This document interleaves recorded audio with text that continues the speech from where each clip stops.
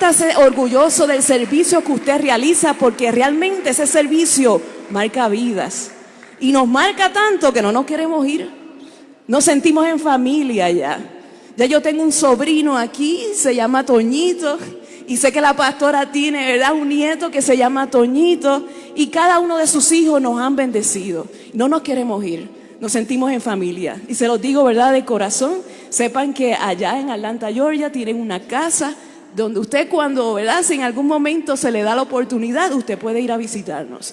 Pero quiero ir primero a la clase de hoy. Quiero aprovechar el tiempo, y el tema que se nos entregó fue este. Me pareció un tema muy interesante.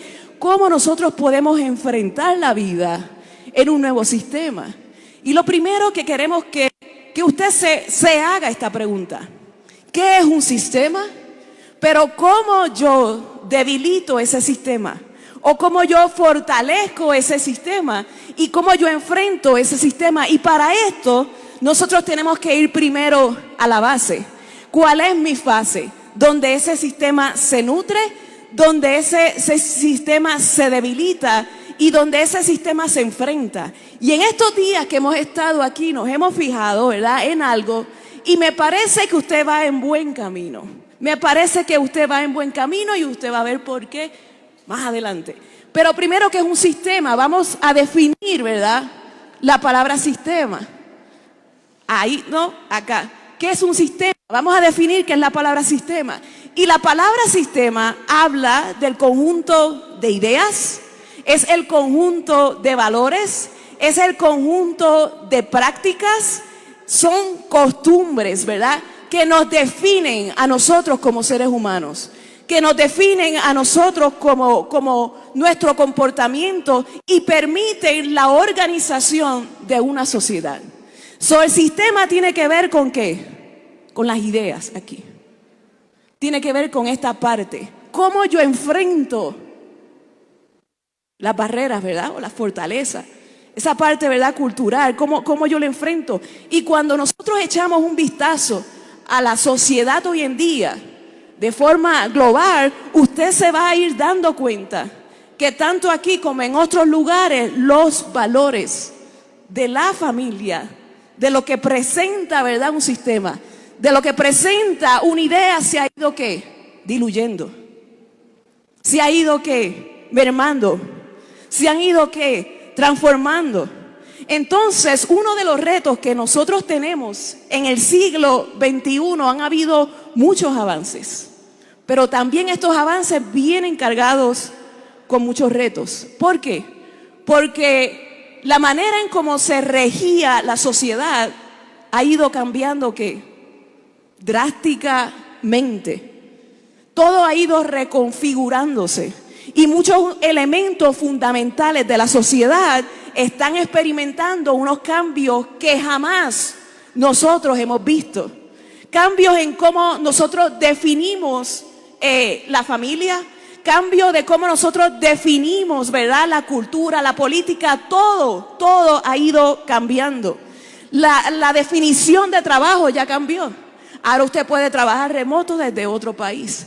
La definición de pensar ahora cambió. Tenemos la inteligencia artificial. La definición de comprar también cambió porque ahora lo podemos hacer en línea.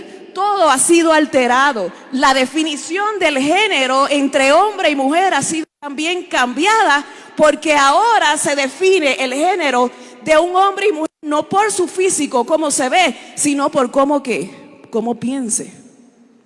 Definición de matrimonio ha sido cambiada. Ya el matrimonio no es un hombre y una mujer, sino que ahora dos hombres legalmente pueden, ¿verdad?, llamarse matrimonio y dos mujeres legalmente pueden llamarse matrimonio. Definición de matrimonio ha sido cambiada. Ya no hay un compromiso de casarme, ahora hay una unión, ¿verdad?, liberal, sin ningún tipo de compromiso ni de responsabilidad para fortalecer una casa. La definición de matrimonio fue ¿qué? Cambiada. La definición de relacionarnos fue ¿qué? Alterada. Ahora todo es en línea. Ahora para conocer a alguien yo bajo una aplicación y voy y le hablo a la persona. Todo ha sido cambiado. Todo ha sido cambiado. Pero hay algo que, aunque han habido cambios, no puede cambiarse porque es parte del diseño, es parte del propósito y es parte de la intención de Dios para el plan, no solamente de nosotros como iglesia, sino de la humanidad entera. Y se llama familia. El diseño de la familia no puede ser alterado. La familia fue hecha con un propósito. Fue hecha con un propósito. Y fue hecha con el propósito de establecer la imagen y semejanza de Dios en la tierra. Por eso no puede ser alterada. Y aunque Satanás busca primero alterar, y le contesto ahora la segunda pregunta, la base del sistema, ¿cuál es? Es la familia. Si el enemigo logra atacar la familia, logra entonces atacar las instituciones, ¿verdad? Que vienen luego para entonces debilitar la familia y establecer una cultura distinta a lo que Dios quiso que nosotros fuéramos. Las escuelas, la educación se ve alterada. La política se ve alterada porque entonces se hacen leyes a favor de ¿qué? De estas ideas. Pero nosotros como iglesia tenemos un rol muy importante y es mantener los valores y preservar ¿qué? La intención original de la familia. Y por eso lo felicito, porque veo que esta casa trabaja mucho con las familias. Trabaja mucho con las familias. Y cuando hay familias fortalecidas, hay una nación que es fortalecida. Cuando la familia es fortalecida, hay una nación que es fortalecida. ¿Y por qué la familia? Fue el mandato de Dios. En Génesis usted ve que Dios le dijo a Adán, multiplíquese y llenen ¿qué? La tierra, para que la que dominen y la sojuzguen. Entonces, la idea de multiplicarnos era que a través de esa multiplicación, la gloria de Dios iba a ser vista a través de un hombre y de una mujer. Ese era el origen de Dios. Dios está ¿dónde? En los cielos. Dios no está aquí en la tierra. Dios está en la tierra por causa de ¿quién? De nosotros. Nosotros somos los que fuimos escogidos por Dios para plasmar la imagen de Dios, para plasmar la gloria de Dios, para plasmar el plan y el propósito de Dios. Por eso Satanás conoce este principio y busca desvirtuar la familia para entonces desvirtuar todo un sistema. Y usted necesita estar consciente de esto. Usted necesita ser intencional con su casa. Usted necesita ser intencional con sus hijos. Dije que familias quebradas equivalen a una nación quebrada, pero familias fortalecidas también habla de una nación que en victoria, en triunfo, ¿no? Y esa es nuestra misión. Esa es la misión de esta casa, llevar la palabra de Dios y fortalecer ¿qué? Las familias. ¿Recuerdan cuando Jesús dijo, la gloria que me diste que a mí, yo se las entrego a ellos ahora? Lo que Adán desvirtuó, Jesús ¿qué? Lo conquistó y volvió a entregárnoslos a nosotros. Y la familia es la manera donde Dios plasma su gloria y plasma su imagen. Creo que usted se formule otra vez la pregunta: ¿cómo nosotros enfrentamos la vida a través de un nuevo sistema? Fortaleciendo y equipando las familias. Fácil.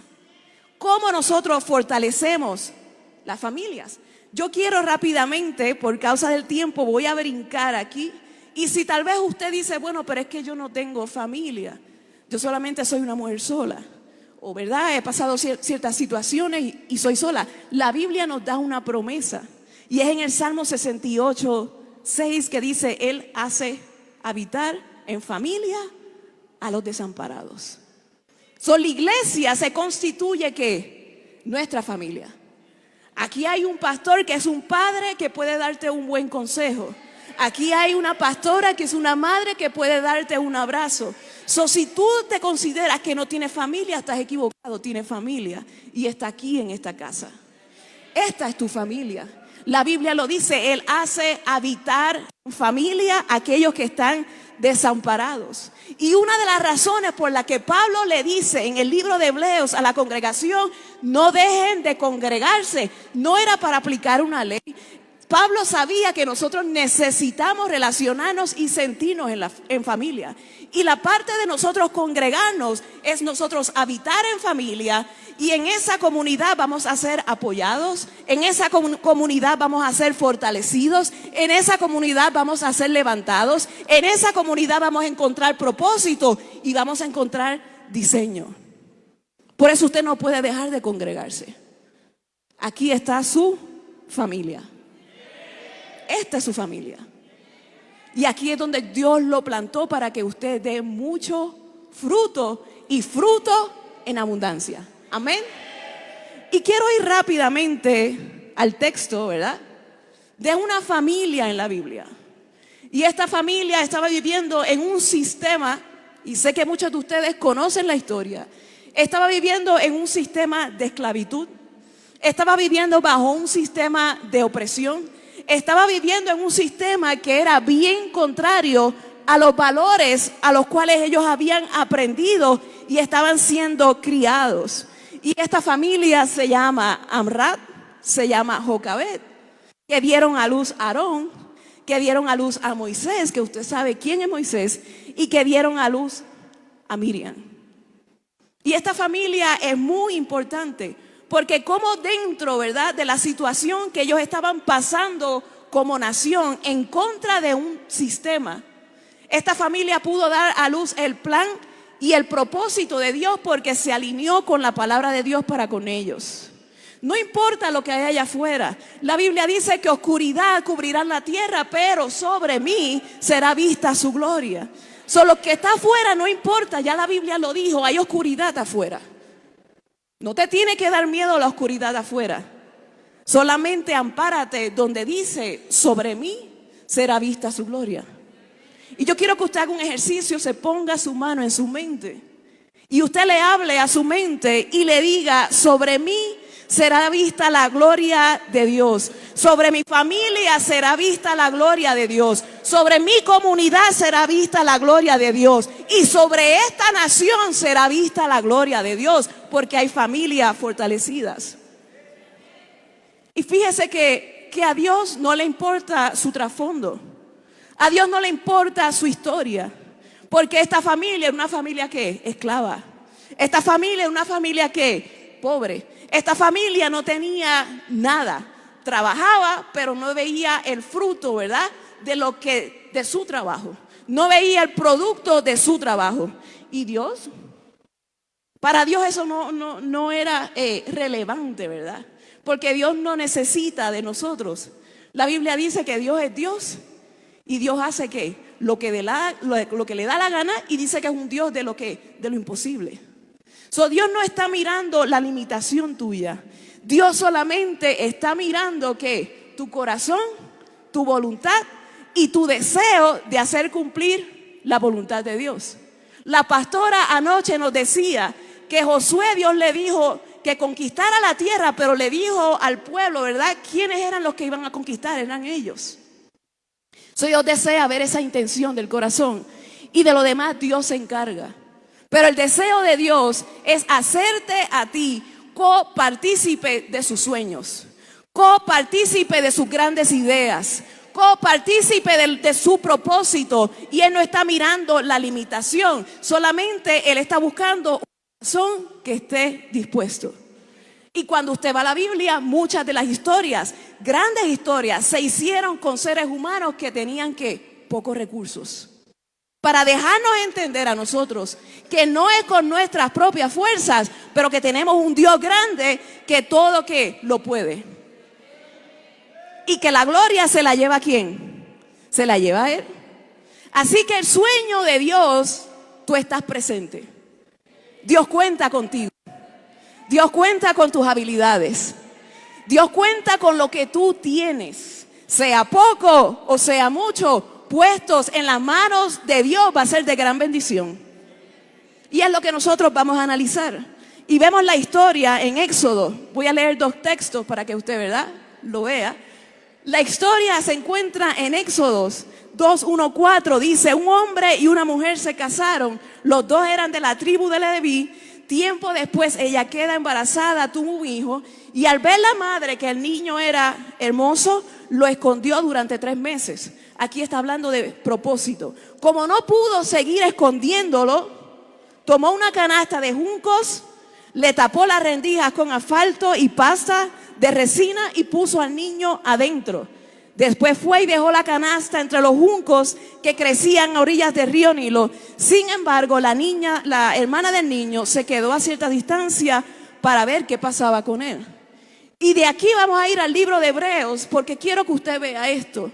La fe de esta casa, la fe de esta familia hizo que años después ella fuera contada, ¿verdad?, como una de las heroínas de la fe.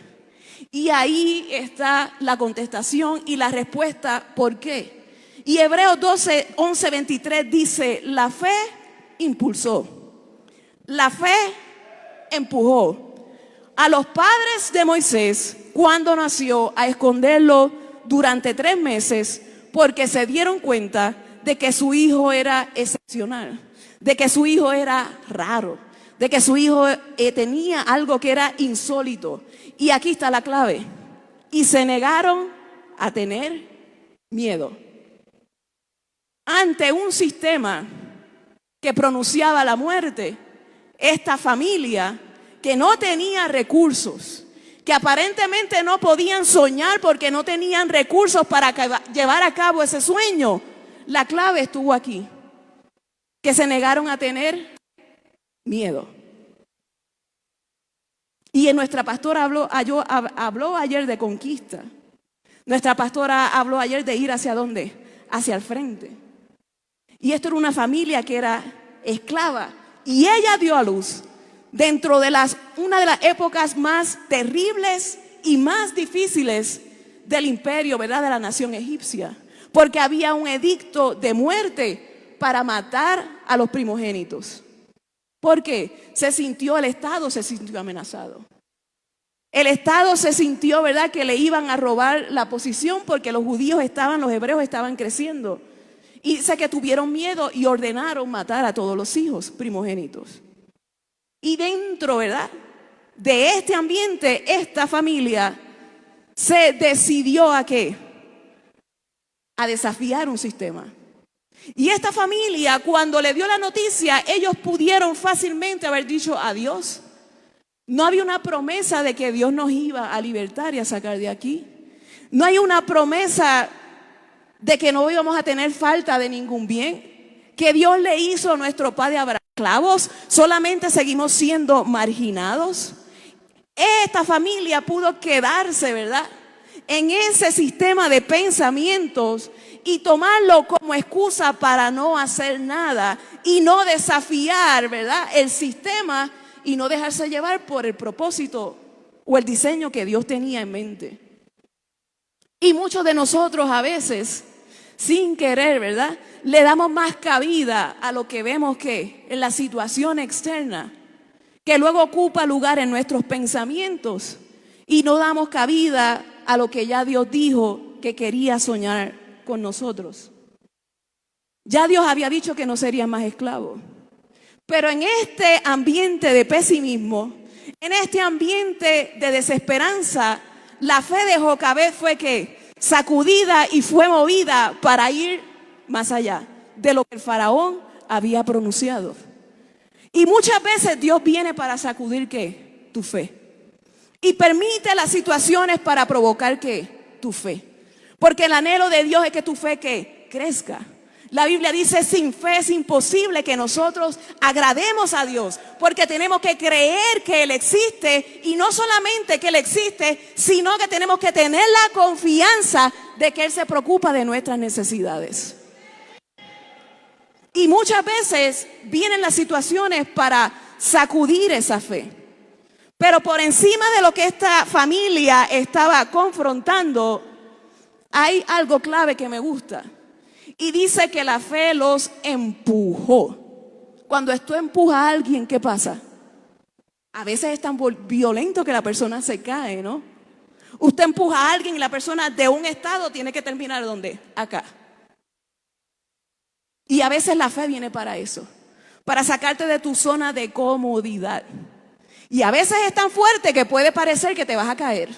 A veces es tan fuerte que puede parecer que no vas a poder. Me sacó porque no tenía la fuerza tal vez suficiente en mis piernas, ¿verdad? Me empujaron y aparezco que me caigo, pero vuelvo otra vez y me levanto. Esa es la fe. Y la fe viene en esta mañana para empujarte. La fe viene en esta mañana para sacudirte. La fe viene esta mañana para decirte que tú no eres víctima de un sistema, que tú eres protagonista de una gran obra que Dios diseñó para ti y que Dios diseñó para tu casa.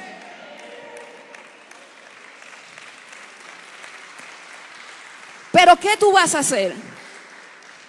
En medio de un pronóstico de muerte, ¿qué vas a hacer?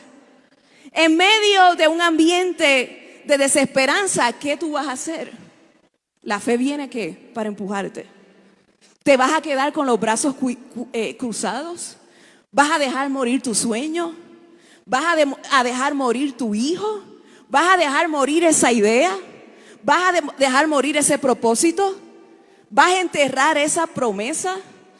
Acuérdese de la parábola de los talentos, ¿verdad? El que hizo, ¿qué fue? A uno se le aumentó, el de 5 se le dio más, al de 2 se le dio más, pero aún al que tenía uno que decidió enterrarlo porque no vio el potencial. ¿Qué dice la Biblia? Que entonces fue ¿qué? Cortado. Y el propósito de Dios es que aunque sea algo que usted tenga, usted no lo entierre. No entierre ese sueño, sino que usted lo ponga a correr y lo ponga a vivir. Y la fe por eso viene para empujarte.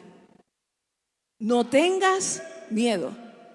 Dice que ella se rehusó a tener miedo. Y como se rehusó a tener miedo, ¿qué hizo con su promesa? La escondió. Y dice que la escondió por 3 meses. Y en esos 3 meses ella hizo algo. Comenzar a crear una estrategia de qué yo puedo hacer para no solo guardar esta promesa, sino que para hacer que ella se cumpla. Y aquí viene mi primer punto, porque son 3, ¿verdad? Y quiero avanzar. La fe, ¿qué hace? Sueña y planifica. La fe sueña y la fe planifica. Tu destino no está muerto. Sueña y planifica. Tú decidiste no enterrarlo, ¿verdad? Y decidiste que lo vas a hacer, pues entonces ¿qué vas a hacer? Vas a planificar. Porque la fe primero visualiza, la fe crea, pero entonces necesitas que planificarlo para que lo vayas materializando. Si son metas, ¿qué vamos a necesitar? ¿Qué tenemos que hacer? Si es tu hijo, ¿verdad? Que te está dando un poquito de candela, ¿qué estrategia yo tengo que hacer? Dice que la mamá que hizo, lo escondió. Pero mientras lo escondió, iba pensando en estrategia de cómo ella iba a poder salvar su vida y que ese hijo llegara a su destino. Y Dios desea que te planifiques, que crees estrategias con tu hijo. Si es cambiarlo de escuela, si es apagarle el juego, ¿verdad? Porque yo tengo un sobrino y constantemente, aunque él es adulto ya, porque va a cumplir 20 años, pero vive conmigo. Y yo sé que tengo que todavía estar regulando ¿qué? La parte de los teléfonos. ¿Por qué la tengo que regular? Usted sabe que eso es adictivo, ¿verdad? Y nos roba los pensamientos, nos roba propósito, nos roba destino. La tecnología es buena, pero hay que saberla ¿qué? Manejar. Y tengo que estar constantemente recordando, porque la manera que el cerebro funciona, ellos los que lo crearon saben lo que estaban haciendo y saben que cada vez que estamos ahí en el clic, clic, clic, clic, clic, genera ¿qué? Dopamina en nuestro cerebro. Y esa dopamina nos da un sentido de satisfacción ¿qué? Momentánea. Y sin querer, muchas veces cuando usted sale, vuelve y entra y realmente no tiene nada que ver. Realmente no tiene nada que ver. Pero ya el cuerpo le está pidiendo sentido de satisfacción. Y dice que es tan adictivo como una persona que es adicta a las drogas. Entonces esas mentes que son pequeñas, que todavía no saben dominar, que todavía no saben, ¿verdad?, regular una cosa, uno tiene que estar ¿qué? Supervisando, poniendo ¿qué? Poniendo límites. Y eso es estrategia. ¿Está consciente usted de lo que su hijo ve en los teléfonos? ¿Tiene usted un método de seguridad para ver qué es lo que su hijo ve en sus teléfonos? Hoy en día tantas mentes dañadas, principalmente nuestros hijos varones, a causa de la pornografía, porque sin querer nosotros no sabemos, ¿verdad? Porque tal vez no sabemos poner el bloqueo en el teléfono y sin querer ya ellos fueron afectados porque no tuvimos ¿qué? Un control y no tuvimos un límite. Planifique y sea estratégico. Jesús habló de planificación. Lucas 14:28 dice: supongamos que alguno de ustedes quiere construir una torre. ¿Acaso no se sienta primero a calcular el costo para ver si tiene suficiente dinero para terminarla? Jesús desea que tú te planifiques. Eso es estrategia. Usted tiene que pensar en qué área. Tal vez sea un negocio, tal vez sea con sus hijos, tal vez sea con su misma. Usted sabe qué área. Usted necesita planificarse. Y eso nos lleva al segundo punto. La fe construye a favor del propósito. Se planifica, perfecto, gracias. Se planifica y dice que la fe construye a favor del propósito. Ellos no se quedaron con sus brazos cruzados. Buscaron una canasta, prepararon la canasta y decidieron que esa promesa no iba a morir, porque mientras ellos tuvieran la posibilidad, iban a hacer algo que tuvieran a su alcance para llevar a cabo ese plan. Señor, mi promesa no va a morir. Ellos dijeron, ¿qué puedo hacer? Bueno, pues vamos a buscar con lo que nosotros tenemos. Con lo que tenemos, con eso vamos a resolver. Así que Dios te dio la mente a ti no para que te preocupes. Dios te dio la mente a ti no para que te entristezcas, ni te afanes, ni para que te quedes encerrado en tus propios pensamientos. Dios te dio la mente a ti para que tú crees. Venimos de un creador que hizo los cielos y que hizo la tierra. Y Dios te dio la mente para crear. ¿Para crear qué? Crear, ¿verdad? Una idea, crear un propósito, crear una familia, crear una solución, crear un negocio. Pero muchas veces nos quedamos encerrados en las preocupaciones. Muchas veces nos quedamos encerrados en nuestros pensamientos. Muchas veces nos quedamos encerrados en nuestras imposibilidades. Pero tú vienes de un Dios creador. Tu ADN es crear. Tu ADN es crear, es producir. Ese fue el propósito y el diseño que Dios puso en el ser humano. Por eso, ¿sabes? No te afanes, crea. No te preocupes, crea. Y Jesús veía una solución en cada problema. El mejor ejemplo lo tenemos en Jesús. En cada problema Él veía una solución porque Él estaba conectado con Dios. Y Él sabía que si tenía a Dios de su lado, todo iba a estar bien. Hay hambre. Solamente tenemos que panes y peces, 5 panes y 2 peces. Vamos a multiplicarlos. Hay mucha gente, el paralítico no podía llegar a Jesús para ser sanado. Quisimos, vamos a hacer un hueco en el techo y vamos a bajarlo por ahí. Esas son soluciones. Porque siempre los obstáculos los vas a tener. Pero Dios te va a dar ¿qué? La solución. A través de tu creatividad. Señor, necesitamos pagar nuestros impuestos. ¿Qué vamos a hacer? Vete allí, le dice a Pedro, ábrele que la boca de un pescado, saca de ahí y con eso paga los impuestos. ¿Son qué? Soluciones. En Dios siempre hay una solución. Dios siempre tiene una solución. Y yo le puedo dar un testimonio de mi vida, pero tengo, ¿verdad? Solamente 20 minutos. Pero créame, en mis estudios, tal vez lo que yo trabajo ahora no fue lo que yo estudié, pero quien me dio la sabiduría fue ¿quién? Fue Dios. Y todavía hoy en día hay cosas que no sé porque no las puedo solucionar, porque no tengo el conocimiento.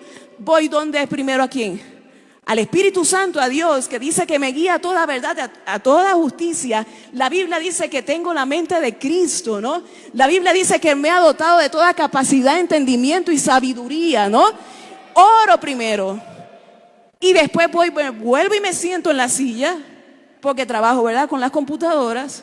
Y en cuestión de tal vez 1 minuto, a veces tarda más, 20 minutos, pero siempre encuentro ¿qué? La solución. No porque yo sepa, es porque ¿quién me da la sabiduría? Me la da Dios. Entonces en Dios siempre usted va a tener solución. Y vamos al tercer punto, ¿verdad? Y con esto terminamos y cerramos. Por eso podemos decir que la fe, perfecto. Decir que la fe suelta y que la fe confía. planifica, se programa, acciona y luego que usted haya hecho todo, ¿qué usted va a hacer? Usted va a soltar y va a confiar. Una vez usted haya hecho su parte, el resto le toca a Dios. Planifique, actúe y después permítele a Dios obrar y hacer el resto. Pero a veces queremos que Dios haga todo desde dónde, desde un origen. Y Dios te está diciendo, no, planifícate. Una vez te planificas, ve y actúa. Y déjame a mí lo demás.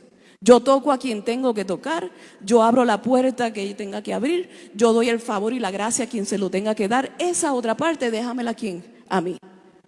Pero planifica y actúa.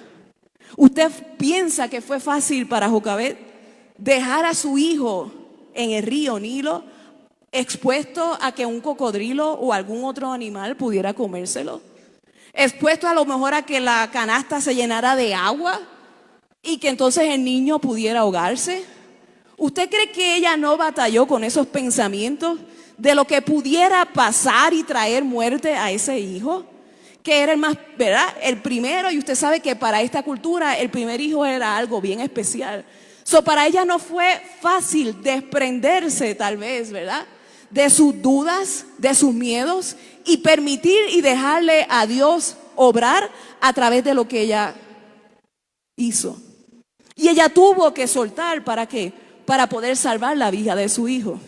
Ella tuvo que dejar ir para soltar la vida, ¿verdad? Salvar la vida de su hijo.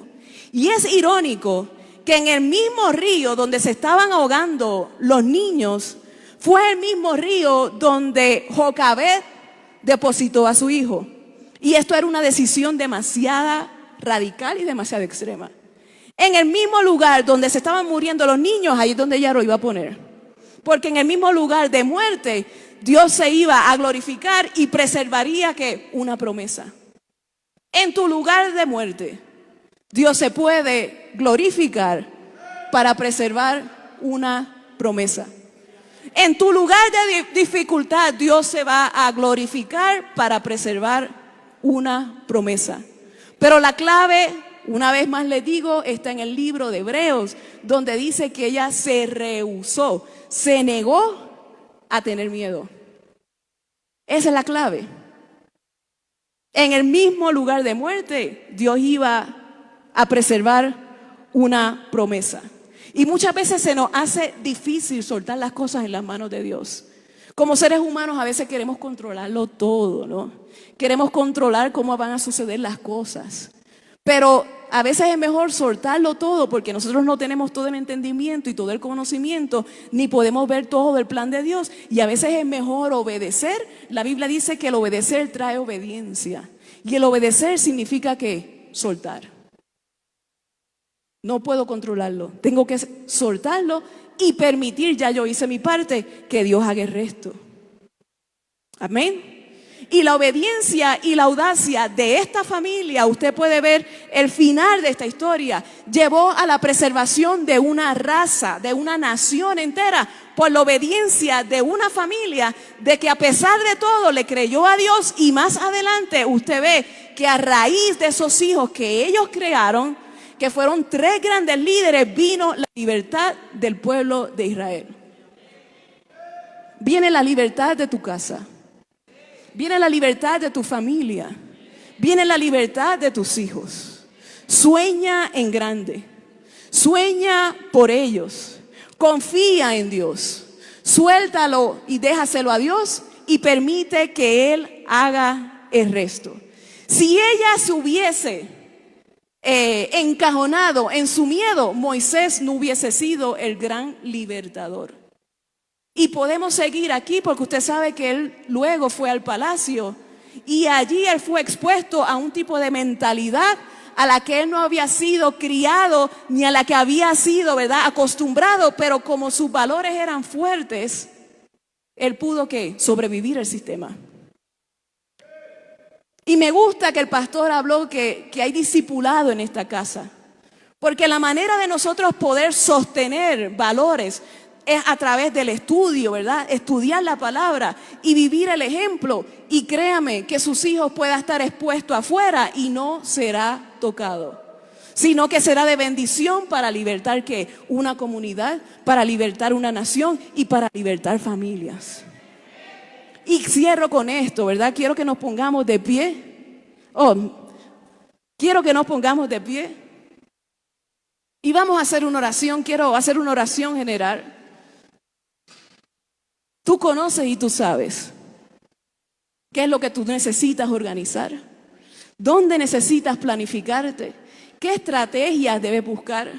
Sabes si es un negocio, sabes si es un hijo, sabes si es una idea, si es algo que tú quieres emprender. Usted sabe cuál es su sueño. Y si usted tiene ese sueño, no tengo la menor duda que ha sido parte del propósito, ¿verdad? Y el diseño de Dios para con su vida, porque viene, ¿verdad?, a causa de sus dones, sus habilidades y sus talentos. Y vamos a orar. El Espíritu Santo de Dios reside en usted y tiene el mejor aliado. Dice la Biblia que Él nos envistió de poder. Y el poder no es solamente para brincar, el poder vino, ¿verdad?, para sacarlos a ellos fuera de las cuatro paredes y cumplir el diseño y el propósito de Dios para lo cual ya Él fue intencionado. Y ya ese poder está sobre ti. Ya ese poder tú lo tienes. Ya ese poder vive en ti. Esa vida vive en ti. Solamente tienes que ¿qué? Soltar y confiar. Y vamos a orar. Señor, te damos gracias por tu palabra, Dios. Tú conoces los corazones, Señor, de este pueblo hermoso, Dios. Una iglesia que tú le has dado grandes retos, Señor. Que tú le has dado grandes desafíos, Señor. Que tú le has dado grandes ideas, Señor. Y que tú le has dado una visión hermosa, Dios, para esta comunidad, Señor Jesús. Padre, yo te pido por cada familia aquí presente, Señor. Tú conoces cada necesidad. Tú conoces, Padre, cada habilidad. Tú conoces cada talento, Señor. Y te doy gracias porque el mismo Dios que da la visión es el mismo Dios que provee para ella. Y tú no has dejado ninguna familia, Dios, en esta casa en el desamparo, Señor. Tú no has dejado ninguna de estas familias, Señor, a la deriva, Señor. Y yo te pido que tú continúas estableciendo, Señor, tu palabra y manifestando tu palabra, Dios, en cada uno de ellos. Yo hablo que no hay limitación. Yo hablo que su fe se expande. Yo hablo que su visión se expande. Yo hablo que su mente se expande. Yo hablo la mente de Cristo sobre cada uno de ellos. Padre, que si hay sueños enterrados, Espíritu Santo, hoy tú lo resucitas, lo levantas, Padre, para el alcance, la extensión de tu reino para esta comunidad, Señor. Cada talento, cada habilidad es puesta, Dios, en tus manos, Señor Jesús. Y tú eres el administrador de nuestra vida y multiplicas todo lo que tú pones en nosotros, Señor. Yo declaro que en ninguna familia tendrá falta de ningún bien. Que tú ordenas todas las cosas, Padre. Padre, y que cada promesa que ha sido hablada no caerá vertida en tierra, sino que traerá manifestación y producirá fruto en abundancia. Esto te lo pedimos en el nombre de Jesús. Que tú fortalezcas, Señor. Que tú establezcas, Señor. Que tu sangre los cubra donde cada paso que ellos den, Señor. Que tu gloria sea a través de ellos donde cada paso que ellos estén, Señor. Cada paso que ellos den, que tú estés con ellos, Señor. Como evidencia de tu poder, de tu gloria, de tu fidelidad, de tu misericordia, Dios. En el nombre de Jesús te damos gracias. Amén y amén.